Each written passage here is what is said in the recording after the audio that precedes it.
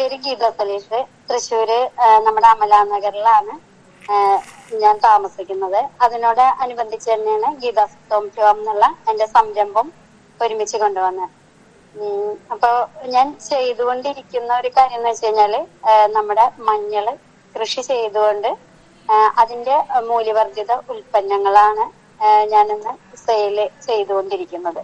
അപ്പൊ മഞ്ഞൾ കൃഷി ചെയ്യുകയും അതോടൊപ്പം തന്നെ അതിൽ നിന്ന് ഒരു മൂല്യവർദ്ധിത ഉൽപ്പന്നങ്ങൾ ഉണ്ടാക്കിക്കൊണ്ട് അത് മാർക്കറ്റിംഗ് ചെയ്തുകൊണ്ടാണ് ഞാൻ എന്റെ പ്രൊജക്ട് മുന്നോട്ട് കൊണ്ടുപോവാണ്. ഇപ്പൊ 4 വർഷമായി എന്റെ പ്രൊജക്ട് സ്റ്റാർട്ട് ചെയ്തിട്ട്, ഇത് 5ാമത്തെ വർഷമാണ്. അപ്പൊ ഈ ഒരു രീതിയിലാണ് ഞാൻ പോയിക്കൊണ്ടിരിക്കുന്നത്. അപ്പൊ ശരിക്കും പറഞ്ഞു കഴിഞ്ഞാല് 100% ബ്ലൈൻഡ് ആയിട്ടുള്ള ഒരു പേഴ്സൺ ആണ് ഞാൻ. ഇപ്പൊ ഒരു 12 വയസ്സ് 13 വയസ്സ് വരെ എനിക്ക് ഫുള്ളായിട്ട് കണ്ടിരുന്നായിരുന്നു. നമുക്ക് ലോകം മൊത്തം കണ്ട് എല്ലാം മനസ്സിലാക്കിയിട്ടുള്ള ഒരു വ്യക്തിയാണ്. അപ്പൊ അതുകൊണ്ട് തന്നെ ഞാൻ ആ ഒരു കാലഘട്ടത്തില് വീട്ടിലായാലും ഒരു ഗ്രാമത്തിലാണ് ഞാൻ ജനിച്ചതും. അതുപോലെ തന്നെ എന്റെ 10ാം ക്ലാസ് വരെയുള്ള പഠനം അവിടെയാണ്. അപ്പൊ അതുകൊണ്ട് തന്നെ കൃഷിയൊക്കെ ആയിട്ട് ഒരുപാട് ബന്ധപ്പെട്ടിട്ടായിരുന്നു എന്റെ കുട്ടിക്കാലം ഉണ്ടായിരുന്നത്. അപ്പൊ എനിക്ക് ഈ ഒരു സംരംഭം സ്റ്റാർട്ട് ചെയ്യുന്ന സമയത്തും അത് ഇപ്പൊ ഞാൻ ഈ ചെയ്തുകൊണ്ടിരിക്കുന്ന പ്രവർത്തനങ്ങളിലും എനിക്ക് ഒരുപാട് അത് ഹെൽപ്ഫുൾ ആയിട്ടുണ്ട്. ശരിക്കും പറഞ്ഞു കഴിഞ്ഞാല് ഒരിക്കലും ഒരു കാഴ്ച ഇല്ല എന്നുള്ള ആ ഒരു രീതിയിൽ ചിന്തിക്കുന്ന ഒരു കാലഘട്ടം എന്ന് പറഞ്ഞു കഴിഞ്ഞാൽ എന്റെ ഒരു 10ാം ക്ലാസ് ഒരു 10-20 വയസ്സ് വരെയാണ് ഞാൻ അങ്ങനെ ചിന്തിച്ചിട്ടുള്ളൂ. പിന്നീട് എനിക്ക് അങ്ങനത്തെ ആ ഒരു രീതിയിൽ ചിന്ത പോയിട്ടില്ല. കാരണം ഞാൻ എപ്പോഴും ചിന്തിച്ചുകൊണ്ടിരിക്കുന്ന ഒരൊറ്റ കാര്യം, 13 വയസ്സിലാണ് 8ാം ക്ലാസ്സിൽ പഠിക്കുന്ന സമയത്താണ് എനിക്ക് കാഴ്ച കുറഞ്ഞു തുടങ്ങിയിട്ടുണ്ടായിരുന്നു. അപ്പോ ആ സമയത്ത് നമ്മൾ മറ്റുള്ളവരോടൊക്കെ കാഴ്ച കുറയുന്നു എന്ന് പറയുമ്പോൾ ആർക്കും അത് മനസ്സിലാവാതെ പോകുന്ന ഒരു കാലഘട്ടമായിരുന്നു. അപ്പൊ കുട്ടികളോട് പറയുമ്പോഴും അവർക്കത് മനസ്സിലാക്കാം. എല്ലാവരും നമ്മുടെ ചെറിയ കുട്ടി പറയുന്ന ഒരു കാര്യം അങ്ങനെയാണ് എല്ലാവരും എടുത്തിരുന്നത്. പക്ഷെ ഒരു 15 വയസ്സൊക്കെ ആയപ്പോഴേക്ക് തന്നെ എന്റെ കാഴ്ച കംപ്ലീറ്റ് ആയിട്ട് പോയി എന്നുള്ളതാണ്. പിന്നെ ആ ഒരു 10th എക്സാം ഒക്കെ എഴുതാൻ എനിക്ക് ഭയങ്കര ബുദ്ധിമുട്ടായിരുന്നു. അപ്പൊ ആ ഒരു കാലഘട്ടങ്ങളിലൊക്കെ ചെറുപ്പം മുതലേ ഞാൻ വായിക്കുകയായിരുന്നു. അപ്പൊ വായന ഭയങ്കര ഇഷ്ടമാണ്. എന്ത് ബുക്ക് കിട്ടിയാലും, എന്തൊരു ചെറിയൊരു കഷ്ണം പേപ്പർ കിട്ടിയാലും ഞാൻ വായിക്കുമായിരുന്നു. അപ്പൊ അത് എന്നിൽ നിന്ന് നഷ്ടപ്പെട്ടു എന്ന് പറയുന്നതായിരുന്നു എന്റെ ഏറ്റവും വലിയൊരു വിഷമം എന്ന് പറയുന്നുണ്ടായിരുന്നു. പിന്നെ ഞാന് 10ാം ക്ലാസ് എക്സാം എഴുതാൻ പറ്റില്ല എന്നാണ് വിചാരിച്ചത്. അങ്ങനെ ഞാൻ നമ്മുടെ പ്രിൻസിപ്പളോട് സംസാരിച്ച് സ്ക്രൈബിൽ വെച്ചിട്ടാണ് ഞാൻ എഴുതിയത്.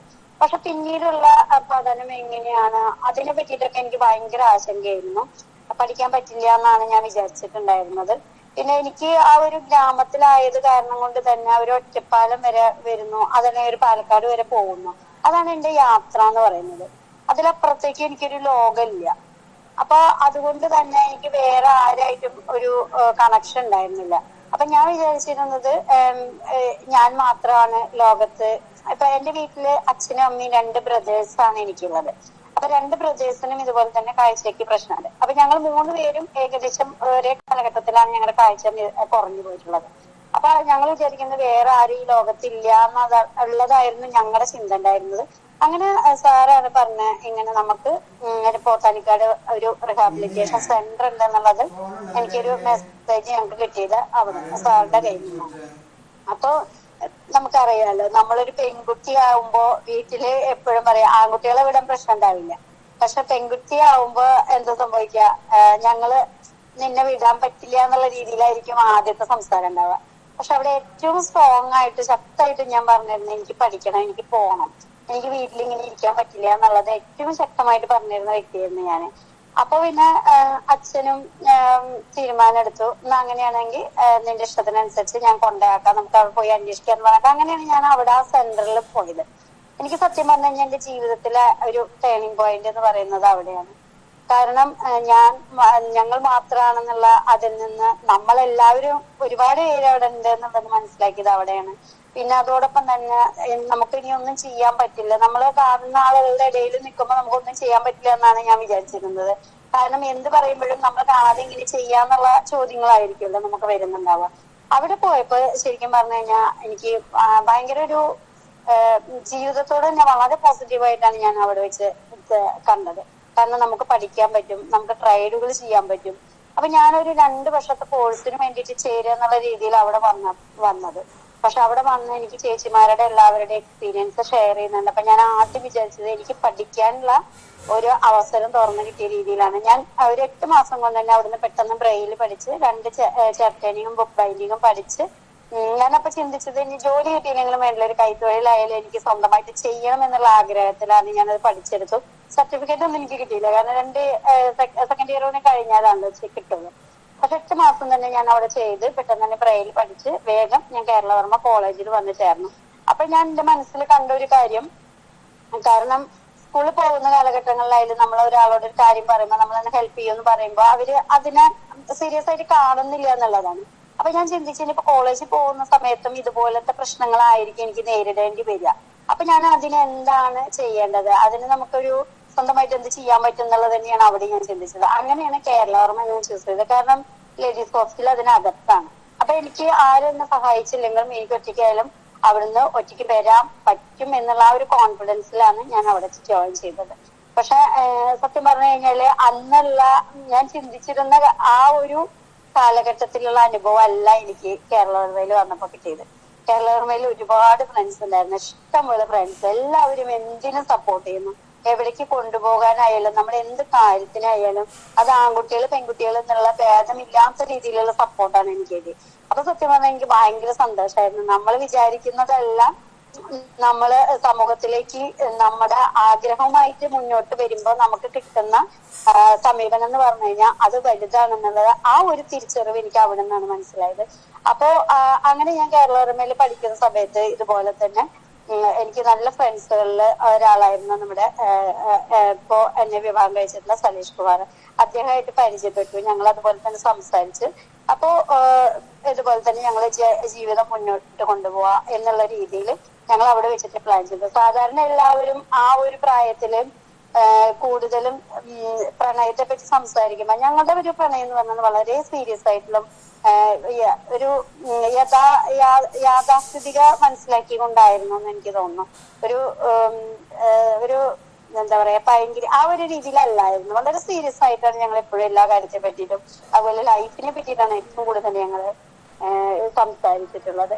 അപ്പൊ അതുകൊണ്ട് തന്നെ ഒരു നല്ലൊരു തീരുമാനമാണ് എന്നുള്ളത് ഞങ്ങൾക്ക് 2 പേർക്കും തോന്നിയതിനെ തുടർന്നാണ് ഞങ്ങൾ വീട്ടില് ഈ കാര്യം അവതരിപ്പിച്ചു. അപ്പൊ നമ്മൾ വിചാരിച്ച പോലെ തന്നെ ആദ്യം ഞങ്ങൾക്ക് അവിടുന്ന് വീട്ടിൽ നിന്ന് 2 പേരുടെ വീട്ടിൽ നിന്നും ഞങ്ങൾക്കൊരു സപ്പോർട്ട് ഉണ്ടായിരുന്നില്ല. പക്ഷെ നമ്മുടെ തീരുമാനം ഞങ്ങളുടെ സ്ട്രോങ് ആയിരുന്നു. ഞങ്ങൾ 2 പേരും വീട്ടുകാരുടെ സമ്മതം എന്ന് കിട്ടുന്ന അന്ന് ഞങ്ങൾ വിവാഹം കഴിക്കുക എന്നുള്ള തീരുമാനത്തിൽ തന്നെ ആയിരുന്നു. അങ്ങനെ 2 പേരും വീട്ടിലെ കാര്യങ്ങളെല്ലാം സ്ട്രോങ് ആയിട്ട് അവതരിപ്പിക്കുക തന്നെ ചെയ്തു. അങ്ങനെ പിന്നെ വീട്ടുകാര് നമ്മൾ പറയുന്ന കാര്യത്തോടുള്ള നമ്മളൊരു റിയാലിറ്റിയോട് കൂടിയിട്ടാണ് സംസാരിക്കുന്നത്, ഒരു സങ്കല്പ ലോകത്തല്ല എന്നുള്ള ബോധ്യം 2 കൂട്ടുകാരുടെയും വീട്ടുകാർക്ക് ഉണ്ടായിരുന്നു.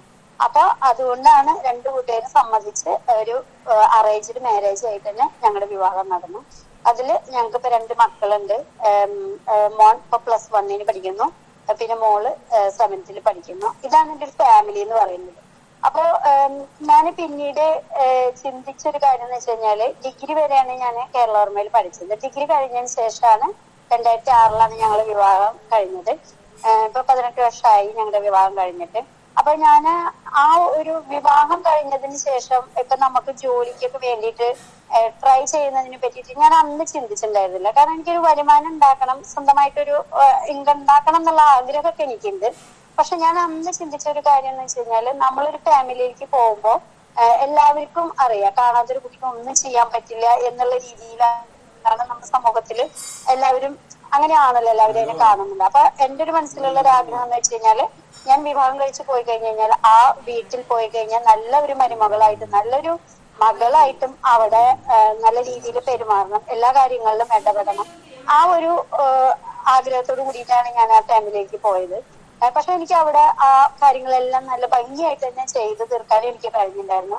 കാരണം അമ്മയുടെ പയലും അച്ഛന്റെ പയലും അതുപോലെ തന്നെ ഹസ്ബൻഡ് ചേച്ചിയായാലും ചേട്ടനായാലും എല്ലാവരുമായിട്ടും നല്ലൊരു ഇതെനിക്ക് ഉണ്ടാക്കിയെടുക്കാൻ പറ്റി എന്നുള്ളത് തന്നെയാണ്. അപ്പൊ ആ ഒരു ഇപ്പൊ നമ്മള് പറയല്ലോ കാഴ്ചയില്ലാത്തൊരു കുട്ടിയെ കല്യാണം കഴിച്ചോളൊന്നും ചെയ്യാൻ പറ്റില്ല എന്നുള്ളതിന് ഉപരി ആ വീട്ടിലെ ഒരുവിധ എല്ലാ കാര്യങ്ങളും ചെയ്തുകൊണ്ട് തന്നെ അവിടുത്തെ കാര്യങ്ങളിൽ ഇടപെട്ടുകൊണ്ടും അതുപോലെ തന്നെ അവിടെ എന്തൊരു കാര്യം സംസാരിക്കാനുള്ള ആ ഒരു കാര്യം കൂടി എനിക്ക് അവിടെ കിട്ടിയിട്ടുണ്ട്.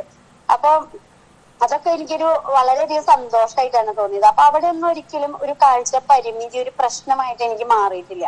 കാരണം ഞാനത് തീരുമാനിച്ചിട്ടാണ് അവിടെ പോയിട്ടുള്ളത്. കാരണം ആ ഒരു കുടുംബത്തിൽ പോയി കഴിഞ്ഞാൽ ആ കാര്യത്തിൽ അവിടെ എല്ലാ കാര്യങ്ങളും സാധാരണ ഒരു പെൺകുട്ടി എങ്ങനെ കല്യാണം കഴിച്ചു കൊടുക്കുന്നത്, എന്തൊക്കെ കാര്യങ്ങൾ ചെയ്യുന്നു, അവിടെ അമ്മയ്ക്ക് എന്തൊക്കെ ഹെൽപ്പ് ചെയ്യണം, അച്ഛൻ എന്തൊക്കെ ഹെൽപ്പ് ചെയ്യണം, അവരോടൊപ്പം എന്തൊക്കെ സംസാരിക്കണം, എന്തിനൊക്കെ നമ്മൾ താഴ്ന്നു നിൽക്കേണ്ടതുണ്ട്, എവിടെയൊക്കെ നമ്മൾ കറക്റ്റ് ആയിട്ട് പറയേണ്ടതുണ്ട്, അതിനെ പറ്റിയിട്ടുള്ള കറക്റ്റ് ആയിട്ടുള്ള ബോധ്യത്തോട് കൂടിയിട്ട് തന്നെയാണ് ഞാൻ ആ ഫാമിലിയിൽ പെരുമാറിയിട്ടുള്ളത്.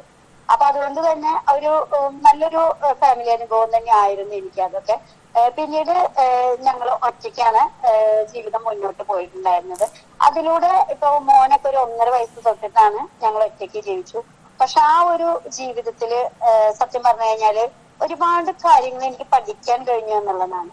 കാരണം ഒറ്റയ്ക്ക് നമ്മളൊരു കുട്ടിയെ വളർത്തുന്നു, അവരുടെ എല്ലാ കാര്യങ്ങളും ചെയ്തു കൊടുക്കുന്നു, സ്കൂളിൽ പോകുന്ന കാലഘട്ടങ്ങളിലായാലും അതുപോലെ തന്നെ എന്റെ 2 കുട്ടികളെയായാലും ഒരു 6 മാസം 6 മാസമല്ല 2 മാസം കഴിഞ്ഞത് തൊട്ടിട്ട് ഞാനാണ് സ്വന്തമായിട്ട് കുളിപ്പിക്കലായാലും അവർക്ക് ഫുഡ് ഉണ്ടാക്കലായാലും വീട്ടിലെല്ലാ കാര്യങ്ങളും ചെയ്യുന്നതായാലും എല്ലാ കാര്യങ്ങളും ചെയ്തുകൊണ്ട് തന്നെയാണ് ഞാൻ ആ ഫാമിലി മുന്നോട്ട് കൊണ്ടുപോയിരുന്നത്. അപ്പൊ ആ ഒരു സമയത്ത് എനിക്ക് ജോലി എന്നുള്ളതിനേക്കാൾ ഉപരി ഞാൻ വിവാഹം കഴിഞ്ഞ് വരുമ്പോൾ പെൺകുട്ടി ചെയ്യേണ്ട കാര്യങ്ങളെ പറ്റിയിട്ടും പിന്നെ നമ്മുടെ ഈ ഒരു പരിമിതി വെച്ചുകൊണ്ട് അത് നന്നായിട്ട് ചെയ്യണം എന്നുള്ള ആഗ്രഹം കൊണ്ട് ആണ് ഞാൻ ആ ഫാമിലിക്ക് പോയത്. അപ്പൊ അതുകൊണ്ട് തന്നെ അത് നന്നായിട്ട് ചെയ്യാന്നുള്ളതായിരുന്നു എന്റെ ലക്ഷ്യം എന്ന് പറയുന്നത്. അപ്പൊ ഞാന് പറഞ്ഞിട്ടുണ്ടായിരുന്നു എനിക്ക് കുറച്ച് കഴിയുന്ന സമയത്ത് എനിക്ക് എന്തെങ്കിലും ഒരു കാര്യം ചെയ്യണം, അത് വീട്ടിലിരുന്നു കൊണ്ടായാലും വേണ്ടില്ല ഒരു ചെറിയൊരു ഇൻകം എനിക്ക് സ്വന്തമായിട്ട് ജനറേറ്റ് ചെയ്യണം എന്നുള്ളത് തന്നെയാണ് എന്റെ ഒരു ആഗ്രഹം. അതില് ഞാൻ ഏറ്റവും കൂടുതൽ ഫ്രീഡം ആഗ്രഹിക്കുന്ന ഒരാളാണ്. അപ്പൊ അതുകൊണ്ട് പിന്നെ ഹസ്ബൻഡ് ആണെങ്കിൽ എല്ലാ കാര്യത്തിനും വളരെയധികം സപ്പോർട്ടാണ്. ഞാൻ എന്ത് കാര്യം പറയുമ്പോഴും അത് നല്ലൊരു കാര്യമാണെന്നുള്ളതിന് ബോധ്യപ്പെട്ട് കഴിഞ്ഞു കഴിഞ്ഞാൽ എല്ലാ ഫുൾ സപ്പോർട്ടും എനിക്കുണ്ട് എന്നുള്ളതാണ്. അങ്ങനെ ഞാന് കുട്ടികളൊക്കെ സ്കൂളിൽ പോകുന്ന ഒരു കാലം ആയി തുടങ്ങി. അപ്പൊ അതിനുശേഷം പിന്നെ കുട്ടികൾ പോയി കഴിഞ്ഞാൽ പിന്നെ എനിക്ക് ഭയങ്കര ബോറടിയാണ്. എനിക്കാണെന്നുണ്ടെങ്കിൽ അങ്ങനെ വെറുതെ ഇരിക്കുക എന്നുള്ളതിനെ പറ്റി ചിന്തിക്കാൻ പോലും എനിക്ക് പറ്റില്ല. സാധാരണ ഇപ്പൊ നമ്മളെല്ലാവരും പറയും 2 കുട്ടികളെ വളർത്തുക എന്നൊക്കെ പറയുമ്പോ എന്നോട് ഇപ്പൊ പലരും ആ ഒരു കാര്യത്തെ പറ്റി ഷെയർ ചെയ്യില്ല, എങ്ങനെയാണ് കാഴ്ചയില്ലാതെ 2 പേരെ വളർത്തുക. എനിക്കത് നമുക്കറിയാം, അതിലിപ്പോ ഒരുപാട് പേര് കാഴ്ച പരിമിതിയുള്ള ആളുകളുണ്ട്, അവരൊക്കെ ഒരുപാട് ഫാമിലീസ് ഉണ്ട്, അവരൊക്കെ ഒരുപാട് നന്നായിട്ട് തന്നെ കാര്യങ്ങൾ ചെയ്യുന്ന ആളുകളാണ്.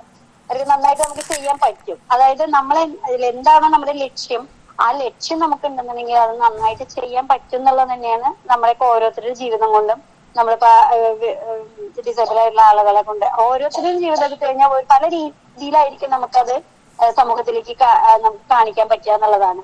അപ്പൊ ഞാൻ ആ ഒരു രീതിയിലാണ് ഇതിനൊക്കെ കണ്ടിരുന്നത്. അപ്പൊ അതിനുശേഷം പിന്നെ എനിക്ക് എന്തെങ്കിലും ചെയ്യണം, എന്ത് ചെയ്യണം എന്നുള്ളത് പിന്നെയും ചോദിച്ചിരുന്നത് തന്നെയായിരുന്നു. എന്താണ് ചെയ്യേണ്ടത്, ഇനിയിപ്പൊ ചെറിയ രീതിയിലായാലും വേണ്ടില്ല, വലിയ രീതിയിലായാലും എന്തായാലും വേണ്ടില്ല, എന്തെങ്കിലുമൊക്കെ എൻഗേജ്ഡ് ആയിരിക്കുക എന്നുള്ളത് തന്നെയാണ്. അതിലൂടെ നമുക്ക് സമൂഹത്തിലേക്ക് കുറച്ച് കാര്യങ്ങൾ ചെയ്യണം എന്നുള്ള ആഗ്രഹമാണ് എന്റെ ഏറ്റവും വലുത്. അപ്പൊ അത് അദ്ദേഹത്തിന് അറിയാം. അപ്പൊ അതുകൊണ്ട് തന്നെ എന്ത് കാര്യം ഞാൻ ചെയ്യുമ്പോഴും അതിന് വളരെയധികം സപ്പോർട്ടാണ് എനിക്ക് തന്നിട്ടുള്ളത്. അപ്പൊ എന്നോട് പറഞ്ഞു നിനക്ക് എന്താണോ താല്പര്യം, നിനക്ക് ചെയ്യാൻ പറ്റുന്ന എന്താണോ അത് കോൺഫിഡൻസ് ചെയ്യാൻ പറ്റുന്ന എന്ത് കാര്യമായാലും അതിനൊപ്പം ഞാൻ ഉണ്ട് എന്നുള്ള രീതിയിൽ എനിക്ക് 100% എനിക്ക് സപ്പോർട്ടാണ്. അതുപോലെ തന്നെ എന്റെ 2 മക്കളും ഫുൾ സപ്പോർട്ടാണ് എനിക്ക് തന്നിട്ടുള്ളത്. അപ്പൊ ആ ഒരു സമയത്ത് ഒരുപാട് പ്രൊജക്ടുകൾ ഞാൻ എന്റെ മനസ്സിലൂടെ ഇങ്ങനെ പോയിട്ടുണ്ടായിരുന്നു.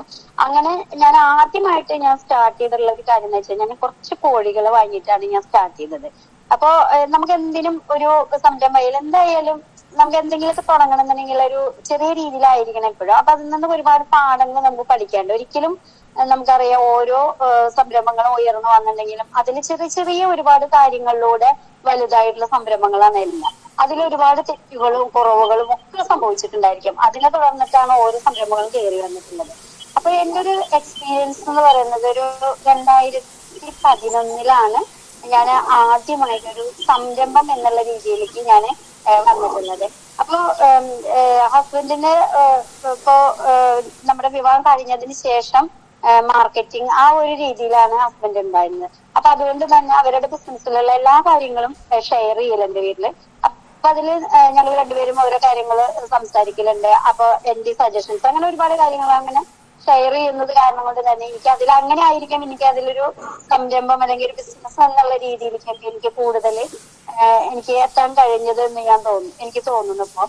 ഇപ്പൊ 2011 ആദ്യമായിട്ടാണ് ഞാൻ ഫ്ലോറ എന്ന് പറഞ്ഞ റെസ്റ്റോറന്റ് നമ്മുടെ തൃശ്ശൂര് കസ്ബാവന്റെ തൊട്ടടുത്തുള്ള ബിൽഡിങ്ങിലാണ് ഞങ്ങൾ സ്റ്റാർട്ട് ചെയ്തിട്ടുണ്ടായിരുന്നത്. അന്ന് എനിക്ക് സംരംഭത്തിന് ഒന്നും അറിയില്ലായിരുന്നു. പക്ഷെ അത് ചെയ്യുന്ന ഏരിയകളിൽ ഇപ്പൊ കിച്ചണിലായാലും ക്യാഷ് കൗണ്ടറിലായാലും ഒക്കെ എന്റെ പ്രവർത്തനങ്ങൾ ഫുള്ളായിട്ട് ഞാൻ അതിൽ ഉണ്ടായിരുന്നു എന്നുള്ളതാണ്. ഇപ്പൊ നമുക്ക് കിച്ചണിൽ കഷ്ണങ്ങൾ അരിയാനായാലും അത് സ്റ്റാഫുകളോടൊപ്പം തന്നെ ഞാൻ നിന്നിട്ടുണ്ടായിരുന്നു. അപ്പൊ അതൊക്കെ ഞാനൊരു സന്തോഷത്തോട് കൂടിയിട്ടാണ് ചെയ്തിട്ടുണ്ടായിരുന്നത്. പക്ഷെ അതൊരു 2 വർഷം കൊണ്ട് തന്നെ ആ ഒരു ബിൽഡിംഗ് പൊളിക്കുന്നതിനെ തുടർന്ന് അത് പെട്ടെന്ന് നിർത്തേണ്ടി വന്നു. അപ്പോഴാണ് എനിക്ക് മനസ്സിലായത് ഒരു സംരംഭം സ്റ്റാർട്ട് ചെയ്തിട്ട് പെട്ടെന്ന് നിർത്തുമ്പോൾ നമുക്കുണ്ടാവുന്ന ഒരുപാട് ബുദ്ധിമുട്ടുകൾ എന്താന്നുള്ളത് മനസ്സിലായത് ആ ഒരു സംരംഭത്തിലൂടെയാണ്.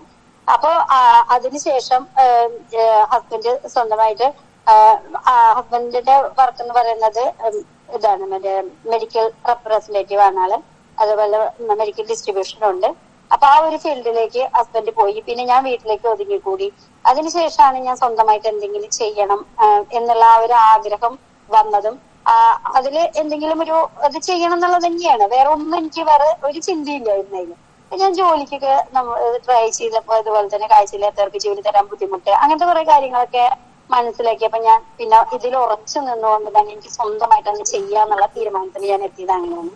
അങ്ങനെ കോഴികളെ വളർത്തി തുടങ്ങി. അപ്പോ എനിക്ക് തോന്നി കുറച്ച് കാടകളെയും കൂടി വളർത്താം. ഒരു 10-100 കാടകളെയും കൂടി വളർത്തി.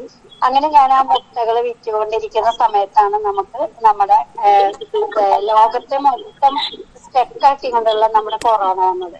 പക്ഷെ ആ ഒരു സമയം ഞാൻ എന്റെ കുട്ടികളെ കൂടി നന്നായിട്ട് തന്നെ ഞങ്ങൾ ആ ഒരു ലൈഫ് എൻജോയ് ചെയ്തു എന്നാണ് പറയാം. കാരണം വീട്ടിലിരുന്നു കൊണ്ട് തന്നെ ഞങ്ങൾ ആ കോഴീനെ വളർത്തലും കാടേനെ വളർത്തലും. അപ്പൊ ഈ മുട്ടകളൊക്കെ വിറ്റ് തീരാത്തൊരവസ്ഥ വന്നപ്പോൾ ഒരു അച്ചാറുകൾ സ്റ്റാർട്ട് ചെയ്തു.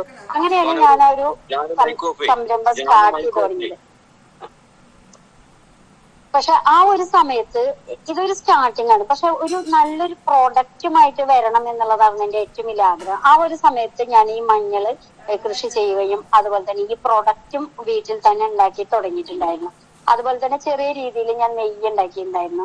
അപ്പൊ ഇതൊക്കെ ഒരു സംരംഭമായി. എന്നിട്ട് ഞാൻ വാട്സപ്പ് ഗ്രൂപ്പുകളിലൂടെ ഇട്ട് അങ്ങനെ ഞാൻ ചെറിയ രീതിയിൽ സെയില് തുടങ്ങിയിട്ടുണ്ടായിരുന്നു. അപ്പൊ അതില് എനിക്ക് മനസ്സിലായി എന്താണ് സോഷ്യൽ മീഡിയയില് നമുക്ക് ഡിജിറ്റൽ മാർക്കറ്റിങ്ങിലൂടെ നമുക്ക് സെയിൽസ് കൊണ്ടുവരാൻ പറ്റും. അതൊരു ഓപ്പർച്യൂണിറ്റി ആയിട്ടാണ് ഞാൻ അന്ന് കണ്ടിട്ടുണ്ടായിരുന്നത്. അങ്ങനെയാണ് മീഡിയകളും ഒക്കെ വന്നിട്ട് ഇവിടുന്ന് ഒരുപാട് മീഡിയകൾ ഇവിടെ വന്നിട്ടുണ്ടായിരുന്നു. അവരുടെ സപ്പോർട്ട് ഉണ്ടായിട്ടുണ്ട്. അപ്പൊ എനിക്ക് തോന്നിയിട്ടുള്ള ഒരു കാര്യം, നമ്മളൊരു കറക്റ്റ് ഒരു ലക്ഷ്യത്തോട് കൂടിയിട്ട് ഒരു പ്രൊജക്ട് നമ്മൾ സ്റ്റാർട്ട് ചെയ്ത് അതിന് നമ്മള് നല്ല രീതിയിൽ തന്നെ ചെയ്ത് മുന്നോട്ട് പോവുകയാണെന്നുണ്ടെങ്കിൽ സമൂഹമായാലും എല്ലാവരും നമ്മുടെ ഒപ്പം ചേർന്ന് നിൽക്കുന്നതാണ് എനിക്ക് എന്റെ അനുഭവം കൊണ്ട് തോന്നിയിട്ടുള്ളത്. അപ്പൊ ഇതിൽ പോകുന്ന സമയത്ത് എനിക്ക് ഇപ്പൊ ഈ സംരംഭം ചെയ്യുന്ന സമയത്ത് ഇതുപോലെ തന്നെ ചെറിയ ബുദ്ധിമുട്ടുകളൊക്കെ ഉണ്ടായിട്ടുണ്ട്. ബുദ്ധിമുട്ടുകൾ എന്ന് വെച്ച് കഴിഞ്ഞാൽ ഇപ്പൊ നമുക്കൊരു അക്കൗണ്ട് സ്റ്റാർട്ട് ചെയ്യാൻ വേണ്ടിയിട്ട് പറയുന്ന സമയത്ത് ബാങ്കുകളുടെ, അതായത് കറണ്ട് അക്കൗണ്ട് ATM കാർഡ് തരാനുള്ള ഒരു ബുദ്ധിമുട്ട് വന്നിട്ടുണ്ടായിരുന്നു. അപ്പൊ ഞാൻ ബാങ്കരോട് സംസാരിച്ച കാര്യം എന്താണ് റീസൺ നമുക്ക് തരാൻ പറ്റും. ഒരു ടെക്നിക്കൽ ഇഷ്യൂ എന്ന് പറഞ്ഞു കഴിഞ്ഞാലും നിങ്ങളത് ഒരു പേപ്പറിൽ എനിക്ക് അതിന്റെ റിപ്ലൈ തരാൻ പറഞ്ഞു. ഇന്ന കാരണം കൊണ്ടാണ് നിങ്ങൾക്ക് അക്കൗണ്ട് ഓപ്പൺ ചെയ്യാൻ പറ്റാത്ത എന്നുള്ള രീതിയിൽ പറഞ്ഞിട്ടുണ്ടായിരുന്നു. പക്ഷെ അവരത് തരാൻ സമ്മതിച്ചില്ല. അപ്പൊ ഞാൻ അതിന്റെ മൊത്തത്തിലുള്ള ലീഡ് ബാങ്കിന്റെ മാനേജറെ പോയി കണ്ടിട്ടുണ്ടായിരുന്നു. അവരോട് ഇങ്ങനത്തെ ഒരു കാര്യം പറഞ്ഞു. അപ്പൊ അവർ അവിടുന്ന് അപ്പൊ തന്നെ കോൺടാക്ട് ചെയ്തു തരും. അപ്പൊ അവർ വന്ന് കൊടുക്കാന്ന് പറഞ്ഞു. അപ്പൊ അന്ന് ഞാൻ പറഞ്ഞൊരു കാര്യം എന്ന് വെച്ച് കഴിഞ്ഞാല് ഒരു സംരംഭത്തിന് ഏറ്റവും ഇമ്പോർട്ടന്റ് ആണ് ഫിനാൻഷ്യൽ എന്ന് പറയുന്നത്. അത് നല്ല സ്മൂത്ത് ആയിട്ട് പോകുമ്പോൾ മാത്രമാണ് നമുക്ക് സംരംഭം മുന്നോട്ട് കൊണ്ടുപോകാൻ പറ്റുള്ളൂ. അപ്പൊ ആദ്യം തന്നെ ഇവര് തരാൻ പറ്റില്ല എന്ന് പറഞ്ഞുള്ള ഒരു ബാങ്ക് ആയിട്ടുള്ള ഒരു ഇത് എനിക്ക് മുന്നോട്ട് കൊണ്ടുപോകാൻ ബുദ്ധിമുട്ടുണ്ട്. കാരണം എന്താണെന്ന് വെച്ച് കഴിഞ്ഞാൽ വളരെ സ്മൂത്ത് ആയിട്ട് പോകേണ്ട കാര്യമാണ് അത്. അതിൽ ആദ്യം തന്നെ ഇങ്ങനത്തെ ഒരു ചെറിയ ഇഷ്യൂ വന്നു കഴിഞ്ഞാൽ അത് പിന്നെ മുന്നോട്ട് പോകുമ്പോഴും അതിൽ പല പ്രശ്നങ്ങളുണ്ടാവും. അപ്പൊ അതുകൊണ്ട് എനിക്ക് ആ ബാങ്ക് വേണ്ട പറഞ്ഞു ഞാൻ. അങ്ങനെ ഒരു തീരുമാനം ഞാൻ അന്ന് എടുത്തിട്ടുണ്ടായിരുന്നു. എന്നിട്ട് ഞാൻ വേറെ ബാങ്കിനെ സമീപിച്ചു. എനിക്ക് അക്കൗണ്ട് സ്റ്റാർട്ട് ചെയ്ത് വേറെ പ്രശ്നങ്ങളൊന്നുമില്ല. അപ്പൊ അവിടെ അവര് പറഞ്ഞൊരു കാര്യം എന്ന് വെച്ച് കഴിഞ്ഞാൽ നമുക്ക് നെറ്റ് ബാങ്കിങ് തരാൻ പറ്റില്ല എന്നാണ് പറഞ്ഞത്. അപ്പൊ ഞാൻ എന്റെ ആവശ്യം പറഞ്ഞു കഴിഞ്ഞാൽ നെറ്റ് ബാങ്കിങ് വേണമെന്നാണ്. ഇപ്പൊ നമുക്കറിയാം കാഴ്ചയില്ലാത്തവര് എല്ലാവരും ചെയ്യുന്നതാണ് ഗൂഗിൾ പേ. എല്ലാ കാര്യങ്ങളും നമുക്ക് സ്മൂത്ത് ആയിട്ട് ചെയ്യാൻ പറ്റുന്ന ഒരു കാര്യമാണ്. അതല്ലെങ്കിൽ പിന്നെ നമ്മൾ ഒരാളെ കൊണ്ടുപോയിട്ട് നമ്മൾ ചെക്കൊക്കെ ഇട്ട് വേണം ചെയ്യാൻ. അപ്പൊ ഒരാളെ സഹായം ഇല്ലാതെ കൊണ്ട് സ്മൂത്ത് ആയിട്ട് ചെയ്യാൻ പറ്റുന്ന മേഖലയാണ് നമുക്കത്. അത് നമുക്ക് നേടിയെടുക്കുക എന്നുള്ളതാണ് നമ്മൾ ചെയ്യേണ്ട കാര്യം. അപ്പൊ ഞാൻ ലീഡ് ബാങ്ക് അദ്ദേഹത്തോട് ഞാൻ സംസാരിച്ചു. എനിക്ക് മസ്റ്റ് ആയിട്ട് അത് വേണം. അതിലൂടെയാണ് ഞങ്ങൾ ഇത്ര പേര് കാര്യങ്ങൾ ചെയ്തുകൊണ്ടിരിക്കുന്നത്. സമൂഹത്തിൽ ഇത്ര ആളുകൾ ഇത് ചെയ്യുന്നുണ്ട്. ഞാൻ മാത്രമല്ല ഇത് ചെയ്യുന്നത്. അപ്പൊ അവര് വന്ന് എനിക്ക് മാത്രമാണ് ചെയ്യാൻ പറ്റുന്നത് എന്നുള്ള രീതിയിൽ സംസാരിച്ചു. ഞാൻ പറഞ്ഞ ഒരിക്കലും അല്ല പറഞ്ഞു. അതിന് ഇഷ്ടം പോലെ ആളുകൾ അത് ചെയ്തുകൊണ്ടിരിക്കുന്നുണ്ട് കാഴ്ചയില്ലാത്തവര്. ആ ഒരു മെസ്സേജ് ഞാൻ അവിടെ പാസ് ചെയ്തിട്ടുണ്ടായിരുന്നു. അങ്ങനെ അവരത് ഓക്കെ പറഞ്ഞു. ഇപ്പൊ കമ്പനിയിലെ എല്ലാ കാര്യങ്ങളും ട്രാൻസാക്ഷനും കാര്യങ്ങളായാലും എല്ലാ കാര്യങ്ങളും ചെയ്തുകൊണ്ടിരിക്കുന്നു. ഇപ്പൊ കസ്റ്റമേഴ്സിന്റെ എന്തെങ്കിലും കാര്യങ്ങളോ ഒക്കെ വാട്സപ്പ് വഴിയുള്ള കാര്യങ്ങൾ ഇതൊക്കെ നമ്മൾ സ്വന്തമായിട്ട് തന്നെ ചെയ്തുകൊണ്ടിരിക്കുന്നു. അപ്പൊ ഇവിടേക്ക് എന്നെ സംബന്ധിച്ചിടത്തോളം ഇവിടെ നിന്നും കാഴ്ച പരിമിതി എന്നുള്ള ഒരു പ്രശ്നത്തെ പറ്റി ഞാൻ ചിന്തിക്കുന്ന പോലുമില്ല. എന്റെ ഒരു ലക്ഷ്യം എന്ന് പറയുന്നത് ഞാനൊരു പ്രൊജക്റ്റാണ് ഞാൻ ചെയ്യുന്നത്. അത് സമൂഹത്തിൽ ഒരുപാട് പേർക്ക് ഞാൻ ജോലി കൊടുത്തുകൊണ്ടാണ് ആ ഒരു കാര്യം ചെയ്തുകൊണ്ടിരിക്കുന്നത്. ആ പ്രൊജക്റ്റ് നന്നായിട്ട് സമൂഹത്തിലേക്ക് എത്തിക്കുക, പ്രൊജക്റ്റ് വിജയിപ്പിച്ചെടുക്കുക എന്നുള്ള ലക്ഷ്യമാണ് എന്റെ. അപ്പൊ അവിടെ ഒരിക്കലും എന്റെ പരിമിതി ഒരു പരിമിതിയായിട്ട് ഞാൻ കണക്കാക്കുന്നില്ല എന്നുള്ളതാണ്. ഇപ്പൊ ആ മഞ്ഞള് ഞാൻ ആദ്യം ഒരു 100 കിലോ മേടിച്ചുകൊണ്ട് ഇന്ത്യൻ ഇൻസ്റ്റിറ്റ്യൂഷൻ സ്പൈസസ് റിസർച്ച് സെന്ററിന്റെ ലൈസൻസ് എടുത്തുകൊണ്ടാണ് ഞാൻ എന്റെ കൃഷി ആദ്യമായിട്ട് സ്റ്റാർട്ട് ചെയ്തത്. അതിപ്പോ 4 വർഷമായി. അത് 2 വർഷം ഞാൻ ആ വിത്ത് ഡെവലപ്പ് ചെയ്തെടുത്തതിന് ശേഷം 3ാമത്തെ ഇയർ ആയപ്പോഴേക്കും അതൊരു 9.5 ഏക്കറിലേക്ക് ഞാൻ കൃഷി വ്യാപിച്ചു. അപ്പൊ ഞാൻ തന്നെ പോയി ചെയ്യാന്ന് പറയുന്നത് എളുപ്പമുള്ള കാര്യമല്ല. അവിടെ നമുക്ക് ഒരു കൂട്ടായ്മ, ഒരു സംരംഭം ഒരിക്കലും ഒരാളിലൂടെ അല്ല വളരുക. അവിടെ നമ്മളത് ഗൈഡ് ചെയ്യണമെങ്കിൽ ലീഡ് ചെയ്യാന്നുള്ള ഒരു ഇതാണ് നമ്മൾ ചെയ്യേണ്ട ഒരു കാര്യം എന്ന് പറയുന്നത്. അതിലപ്പം നമ്മൾ ഒരു ടീമായി കൊണ്ട് മാത്രമാണ് നമുക്ക് എന്ത് കാര്യവും മുന്നോട്ട് കൊണ്ടുപോകാൻ പറ്റുള്ളൂ. നമുക്ക് സ്കെയിലപ്പ് ചെയ്യേണ്ട വളരെ രീതിയിൽ നമുക്ക് മുന്നോട്ട് കൊണ്ടുപോകാൻ പറ്റുന്നുണ്ടെങ്കിൽ ഒരുപാട് പേരുടെ കൂട്ടായ്മയിലൂടെയാണ് അത് നടക്കുള്ളൂ എന്നുള്ളതാണ് അതിൽ ഒരു യാഥാർത്ഥ്യം എന്ന് പറയുന്നത്. അപ്പൊ ഞാന് 3ാമത്തെ വർഷമായപ്പോ അത് കോൺട്രാക്ട് ഫാമിങ്ങില് 54 കർഷകരെയാണ് കോർഡിനേറ്റ് ചെയ്തുകൊണ്ട് അവർക്ക് നമ്മൾ വിത്ത് കൊടുത്ത് അവർക്ക് അതിന്റെ ഗൈഡ് ലൈൻസ് കൊടുത്ത് ഇന്ന രീതിയിൽ ഇന്ന മാസങ്ങളിൽ ഇങ്ങനെയൊക്കെ ചെയ്യണം, ഇന്ന രീതിയിലാണ് ചെയ്യേണ്ടത്, ഈ രീതിയിൽ ചെയ്യുമ്പോഴാണ് അതിനെ പ്രോഫിറ്റിലേക്ക് എത്തിക്കാൻ പറ്റുക എന്നുള്ള കാര്യങ്ങളൊക്കെ മനസ്സിലാക്കി കൊടുത്തുകൊണ്ട് അവർക്ക് വിത്ത് കൊടുക്കുന്ന സമയത്ത് തന്നെ അവർക്ക് എഗ്രിമെന്റ് സൈൻ ചെയ്യുന്നുണ്ട്. ഈ വർഷം ഇത്ര രൂപയ്ക്ക് നമ്മൾ വിത്ത് അവര് ക്രോപ്പ് എടുക്കുന്ന സമയത്ത് തന്നെ ഞങ്ങൾ പേയ്മെന്റ് ചെയ്തുകൊണ്ട് അവരുടെ ക്രോപ്പ് കംപ്ലീറ്റ് ഞങ്ങൾ തിരിച്ചെടുക്കും എന്നുള്ള രീതിയിൽ നമ്മൾ എഗ്രിമെന്റ് സൈൻ ചെയ്തുകൊണ്ടാണ് ഗീതാസ്കോംറ്റോ എന്നുള്ള കമ്പനി കർഷകരെ സപ്പോർട്ട് ചെയ്യുന്നത്. അപ്പൊ ആ ഒരു രീതിയിൽ വന്നപ്പോ ശരിക്കും പറഞ്ഞു കഴിഞ്ഞാൽ 9.5 ഏക്കറയിൽ വന്ന സംഭവം ഇപ്പൊ കഴിഞ്ഞ ഇയറിൽ 54 ഏക്കറയിലേക്ക് കൃഷി വ്യാപിച്ചു. അത്രയും പേര് ലീസിന്റെ എടുത്തുകൊണ്ടും അവർ സ്വന്തമായിട്ട് ചെയ്യാനും വേണ്ടിയിട്ട് ഒരുപാട് പേര് എന്റെ ഒപ്പം വന്നു. ഇപ്പൊ ഈ വർഷം 100 ഏക്കറയിലേക്കാണ് കൃഷി വ്യാപിപ്പിക്കുന്നത്. അപ്പൊ ആ രീതിയിൽ ഇഷ്ടം പോലെ പേര് 20 ഏക്കറയിലും 10 ഏക്കറയിലായിട്ട് ഒരുപാട് പേര് വരുന്നുണ്ട്. അപ്പൊ ആദ്യം ഞാൻ പറയുന്ന ഒരു കാര്യം, നമ്മുടെ ഒരു പോളിസി എന്ന് പറയുന്നത് ഞങ്ങൾ 20 ഏക്കറിൽ പെട്ടെന്ന് ചെയ്യാന്നുള്ളതിനേക്കാൾ ഉപരി ആദ്യം 1 ഏക്കറിൽ ചെയ്ത് അതിൽ ഒരുപാട് പ്രശ്നങ്ങൾ ഉണ്ടായിരിക്കാം. എല്ലാവരും ഒരുപോലെ ചെയ്യണമെന്നില്ല. അപ്പൊ അതുകൊണ്ട് നമ്മൾ ഗൈഡ് ലൈൻസ് കൊടുത്താലും കറക്റ്റ് ആയിട്ട് കൃഷി എക്സ്പീരിയൻസ് ഉള്ള ആളുകൾക്ക് കുറച്ചും കൂടി അതിനെ ഡെഡിക്കേറ്റ് ആയിട്ട് ഒരു പാഷനായിട്ട് ചെയ്യുന്നവർക്ക് സ്മൂത്ത് ആയിട്ട് ചെയ്യാൻ പറ്റും. പെട്ടെന്ന് കുറെ സ്ഥലമുണ്ട് അപ്പൊ എന്തായാലും എനിക്കിത് ചെയ്യണം എന്ന് പറഞ്ഞിട്ട് പെട്ടെന്നുള്ള ആഗ്രഹം കൊണ്ട് വരുന്ന ആളുകൾക്ക് അതിൻ്റെതായിട്ടുള്ള ഒരുപാട് ബുദ്ധിമുട്ടുകൾ ഉണ്ടായിരിക്കും. അപ്പൊ അത് ഞാൻ മനസ്സിലാക്കിക്കൊണ്ടും അതിന്റെ ഏത് രീതിയിലുള്ള പ്രദേശമായിരിക്കണം, എന്തൊക്കെ അസൗകര്യങ്ങൾ ഉണ്ടായിരിക്കണം ആ സ്ഥലത്ത്, അതിനെ പറ്റിയിട്ടുള്ള കറക്റ്റ് ആയിട്ടുള്ള ഒരു ഡീറ്റെയിൽസ് പറഞ്ഞുകൊണ്ട് അവരെ കൊണ്ട് ആദ്യം 1 ഏക്കറിൽ അല്ലെങ്കിൽ 50 സെന്റിലോ ചെയ്തുകൊണ്ട് പിറ്റത്തെ വർഷം അവർക്ക് കോൺഫിഡൻസ് ആവുമ്പോഴാണ് കൂടുതൽ ഏക്കറിലേക്ക് ഞാനത് ചെയ്തുകൊണ്ടിരിക്കുന്നത്. അപ്പൊ ആ ഒരു രീതിയിലാണ് ഞാൻ കൃഷി ചെയ്തുകൊണ്ടിരിക്കുന്നത്. ഇപ്പൊ ഈ വർഷം ഇത്രയും ഏക്കറിലേക്ക് ആളുകൾ ഫില്ലായിരിക്കും. ഇനിയും ഒരുപാട് പേര് ചോദിച്ചുകൊണ്ടിരിക്കുന്നുണ്ട്. പക്ഷെ നമുക്ക് ചെയ്യുന്നതിനൊരു പരിമിതി ഉണ്ട്. കാരണം എനിക്കും ഇത്രയും ലോഡ് വന്നു കഴിഞ്ഞാൽ അത് മാർക്കറ്റിംഗ് എന്ന് പറയുന്നത് വലിയ ഇഷ്യൂ ആയിരിക്കുന്ന ഒരു കാലഘട്ടമാണ്. എന്നാൽ അതിനെ നല്ല സ്മൂത്ത് ആയിട്ട് കൊണ്ടുപോകാനും പറ്റുന്ന സാഹചര്യം നമ്മുടെ സമൂഹത്തിൽ ഇന്നുണ്ട്. അപ്പൊ അത് രണ്ടും നമുക്ക് പോസിറ്റീവാണ്. അതിന് നല്ല രീതിയിൽ അത് കറക്റ്റ് ടൈമിൽ കറക്റ്റ് നമുക്ക് ചെയ്യാൻ പറ്റുമ്പോൾ മാത്രമാണ് ഇതിനൊക്കെ ഒരു സക്സസ് എന്ന് പറയാൻ പറ്റുന്നത്. അപ്പൊ അതിലേക്ക് എത്താൻ വേണ്ടിയിട്ടുള്ള കാര്യങ്ങൾക്ക് നമുക്ക് ലിമിറ്റേഷൻസ് ഉണ്ട്. അപ്പൊ ആ ലിമിറ്റേഷൻസ് കാരണം കൊണ്ടാണ് ഞാൻ 100 ഏക്കറിൽ മാത്രം ഈ വർഷത്തേക്ക് ആളുകൾക്ക് അപ്രൂവൽ കൊടുക്കുന്നുള്ളൂ. അപ്പൊ ആ ഒരു രീതിയിലാണ് ഞാൻ കൃഷി ചെയ്തുകൊണ്ടിരിക്കുന്നത്. അപ്പൊ ഇത്രയും മഞ്ഞള് എനിക്ക് വന്നു കഴിഞ്ഞാൽ ഈ മഞ്ഞളൊക്കെ എനിക്ക് ഇതുപോലെ തന്നെ മാർക്കറ്റ് ചെയ്യേണ്ട ഒരു ആവശ്യം കൂടി ഉണ്ട്. അപ്പൊ ഇപ്പൊ ഞാൻ ചെയ്തുകൊണ്ടിരിക്കുന്ന മാർക്കറ്റിംഗ് രീതി എന്ന് പറയുന്നത് മേജർ ഷോപ്പുകളിൽ ഇപ്പൊ ലുലു അതുപോലെ തന്നെ നെസ്റ്റോ, ഇപ്പൊ നമ്മുടെ തൃശ്ശൂരൊക്കെ ആണെങ്കിൽ കല്യാൺ, എലൈറ്റ് പോലുള്ള ഹൈപ്പർ മാർക്കറ്റുകളില്, അതുപോലെ തന്നെ നമ്മുടെ ഈ വെൽഗേറ്റ്, അതുപോലെ നിസർഗ, വസുധ പറഞ്ഞുള്ള ഓർഗാനിക് ഷോപ്പുകൾ, അങ്ങനെയുള്ള വെൽഗേറ്റ്, പോത്തീസ്, ഇങ്ങനെയുള്ള ഒരു ചെയിൻ ഷോപ്പുകളും അതുപോലെ തന്നെ കുറച്ചൊരു പ്രീമിയം ലെവലിലുള്ള ഹൈപ്പർ മാർക്കറ്റുകളിലാണ് നമ്മുടെ പ്രോഡക്റ്റ് ഞാൻ വെച്ചിട്ടുള്ളത്. അതെന്തുകൊണ്ടാന്ന് വെച്ച് കഴിഞ്ഞാൽ ഈ പ്രോഡക്റ്റ് എന്ന് വെച്ച് കഴിഞ്ഞാൽ ഒരു ന്യൂ പ്രോഡക്റ്റ് ആണ്. വേൾഡിൽ തന്നെ ആദ്യത്തെ പ്രോഡക്റ്റ് ആണിത്. അപ്പൊ അതുകൊണ്ട് തന്നെ അതിൽ ഒരുപാട് സ്ട്രഗിൾ ഉണ്ട്. കാരണം എന്ന് വെച്ച് കഴിഞ്ഞാൽ ഈ പ്രോഡക്റ്റ് എന്താന്നുള്ളത് നമുക്ക് കസ്റ്റമേഴ്സിലേക്ക് എത്തിക്കുക എന്നുള്ളത് വളരെ ഡിഫിക്കൽട്ട് ആയിട്ടുള്ള ഒരു പ്രശ്നമാണ്. കാരണം നമ്മളത് പ്രൊമോട്ടേഴ്സിനെ വെക്കണം, എന്നിട്ട് ഇത് വരുന്ന കസ്റ്റമേഴ്സിനോട് ഇത് അവര് പറഞ്ഞു കൊടുത്തിട്ടൊക്കെ വേണം അത് സെയിൽസ് എടുക്കാൻ. അപ്പൊ അതൊക്കെ ഒരുപാട് സ്ട്രഗിൾ ഉണ്ട്. അപ്പൊ നമ്മളെ പോലുള്ള ഒരു സാധാരണ വീട്ടിൽ നിന്ന് തുടങ്ങിയിട്ടുള്ള ഒരു സംരംഭം അതിനെ ഈ ഒരു രീതിയിൽ എത്തിക്കണമെങ്കിൽ നമുക്ക് കുറച്ചും കൂടി ഫിനാൻഷ്യൽ സപ്പോർട്ടും കൂടി ഉണ്ടെങ്കിൽ മാത്രമാണ് നമുക്കത് കൂടുതൽ രീതിയിലേക്ക് നമുക്കത് ചെയ്യാൻ പറ്റുള്ളൂ. അപ്പൊ ആ ഒരു സന്ദർഭത്തിലാണ് ഇപ്പൊ ഞാൻ എന്റെ കമ്പനി നിൽക്കുന്നത്. ഇന്നിപ്പോ ഗീതസോംറ്റി എന്നുള്ള എന്റെ പ്രൊപ്പറേറ്റർഷിപ്പ് കമ്പനിയാണ്. ഇതിപ്പോ പ്രൈവറ്റ് ലിമിറ്റഡ് കമ്പനി ആക്കി മാറ്റിയിട്ടുണ്ട്. നെക്സ്റ്റ് ഇയറിൽ ഒരു പ്രൈവറ്റ് ലിമിറ്റഡ് കമ്പനി ആക്കി അതിന്റെ ഷെയർ വാല്യൂ പറഞ്ഞ ഇൻവെസ്റ്റേഴ്സിനെ കൊണ്ടുവന്ന് അതിനെ ഒരു സ്കെയിലപ്പ് ചെയ്യണം എന്നുള്ള ആഗ്രഹത്തോട് കൂടിയിട്ടും ലക്ഷ്യത്തോട് കൂടിയിട്ടാണ് ഞാൻ മുന്നോട്ട് പോകുന്നത്. അതിന് എനിക്ക് എല്ലാവരും സപ്പോർട്ട് ആവശ്യമുണ്ട്. കാരണം ഇതുവരെ ഞാൻ ഒറ്റയ്ക്ക് ചെയ്ത് ഇവിടെ വരെ എത്തി. ഇപ്പൊ ഇൻ ഹൗസ് എനിക്ക് 10-14 സ്റ്റാഫ് ഉണ്ട്. ഇപ്പൊ ഇതിലൊരു സംരംഭത്തിൽ എനിക്ക് പറയാനുള്ള ഒരു കാര്യം എന്ന് വെച്ച് കഴിഞ്ഞാല് എല്ലാറ്റിനും കറക്റ്റ് കൺസൾട്ടൻസി എടുത്തുകൊണ്ടായിരിക്കണം നമ്മുടെ സംരംഭങ്ങൾ മുന്നോട്ട് പോകേണ്ടത്. ഒരിക്കലും നമ്മൾ വിചാരിക്കുമ്പോൾ നമുക്ക് ചെയ്യാൻ പറ്റുന്ന ഒരിക്കലും അത് പറ്റില്ല. ഒരു കാലഘട്ടത്തിൽ നമുക്ക് എല്ലാം ചെയ്യാം. ആ ഒരു കാലഘട്ടം കഴിയുന്ന സന്ദർഭങ്ങളിൽ അതിനെ നമ്മൾ ചേഞ്ച് ചെയ്തിട്ട് അതിനെ അടുത്ത സ്റ്റെപ്പിലേക്ക് ഉയർത്താൻ നമുക്ക് പറ്റണം. അതല്ലാതെ കൊണ്ട് അത് നമ്മൾ തന്നെ വൺ മാൻ ഷോ ആയിട്ട് നമുക്ക് സംരംഭത്തെ കൊണ്ടുപോവുകയാണെന്നുണ്ടെങ്കിൽ നമുക്ക് എന്ന് വയ്യാതെയാണോ അല്ലെങ്കിൽ നമ്മൾ സ്റ്റക്ക് ആവണോ അവിടെ നമ്മുടെ സംരംഭം സ്റ്റോപ്പ് ആവും.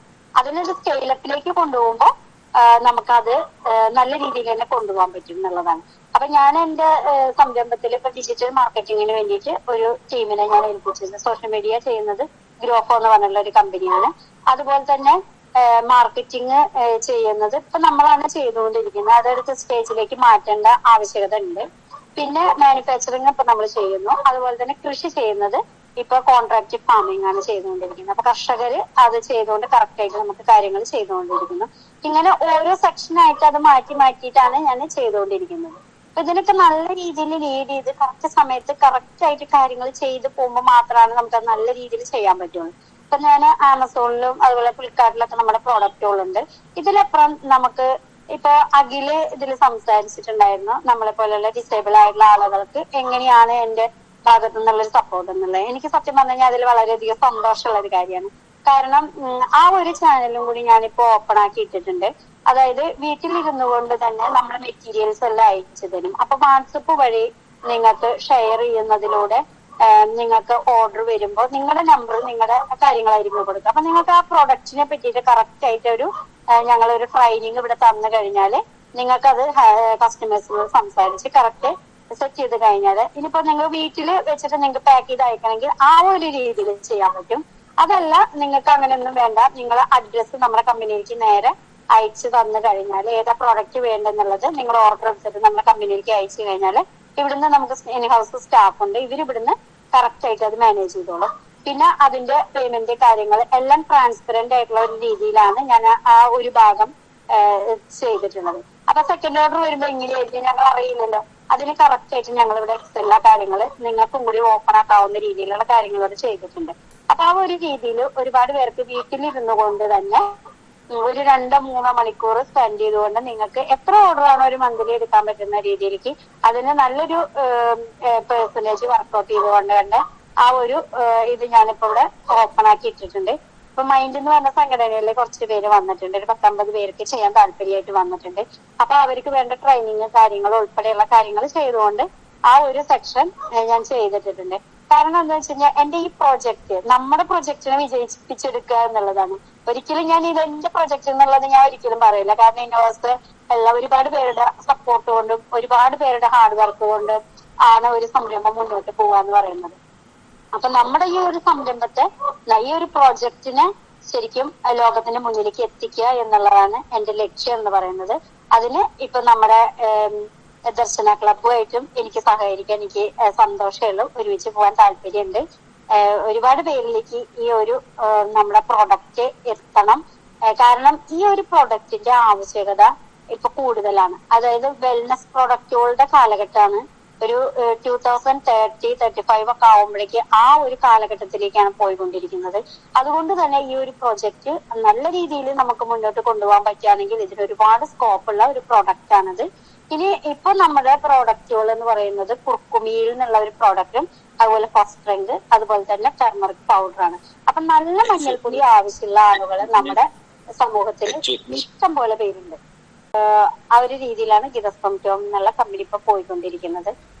ഇനി എന്തെങ്കിലും കാര്യങ്ങൾ പറയണമെന്നുണ്ടെങ്കിൽ പറയാം. അപ്പൊ എല്ലാവർക്കും ഒരു ഈസ്റ്റർ ആശംസകൾ കൂടി നേരെയാണ് ഞാൻ ദർശന ക്ലബിന്. ഈ പ്രോഗ്രാം നിങ്ങൾക്ക് ഇഷ്ടമായാൽ വീഡിയോ ലൈക്ക് ചെയ്യൂ, ഷെയർ ചെയ്യൂ, ചാനൽ സബ്സ്ക്രൈബ് ചെയ്യൂ. ഞങ്ങളുടെ ഏറ്റവും പുതിയ വീഡിയോ നിങ്ങൾക്ക് നോട്ടിഫിക്കേഷനായി ലഭ്യമാകുവാൻ തൊട്ടടുത്തുള്ള ബെൽ ബട്ടൺ കൂടി എനേബിൾ ചെയ്യൂ. Thank you for watching.